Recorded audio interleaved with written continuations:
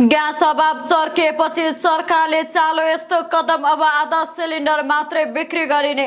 दर्शकबिन, देशभर खाना पकाउने एलपीजी ग्यासको अभाव बढ्दै गएपछि सरकारले आपूर्ति व्यवस्थापनका लागि नयाँ कदम चाल्ने तयारी गरेको छ। बजारमा देखिएको अभाव तत्काल नियन्त्रण गर्न अब पूर्ण सिलिन्डरको सट्टा आधा सिलिन्डर मात्रै भरेर बिक्री गर्ने योजना अघि सारिएको हो। भारतबाट माग अनुसार नै ग्यास आयात भइरहे पनि बजारमा कृत्रिम अभाव देखिएपछि सरकारले आधा सिलिन्डर अर्थात् 7.1 केजी मात्रै भरेर बिक्री गर्ने योजना बनाएको हो। मन्त्री स्तरीय निर्णय वा नेपाल आयल निगमको सञ्चालक समितिको बैठकबाट यसबारे औपचारिक निर्णय हुनेछ। आज साँझ 4 बजे नेपाल आयल निगमको सञ्चालक समितिको बैठक बसेको छ।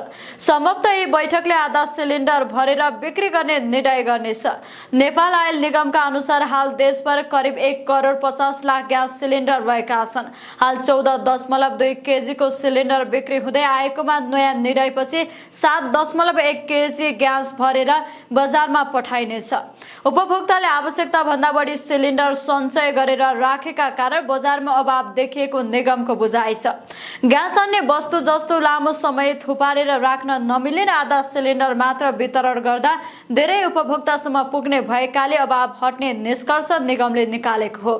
बजार अनुगमन गर्ने वाणिज्य विभागले पनि तत्कालको समस्या समाधानका लागि आधा सिलिन्डरकै नीति लिन निगमलाई राय दिएको छ।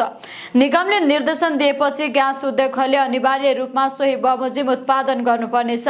यद्यपि आधा सिलिन्डर भर्दा उद्योगहरूको सञ्चालक खर्च, अपरेसन कस्ट पनि दोब्बर हुने देखिन्छ।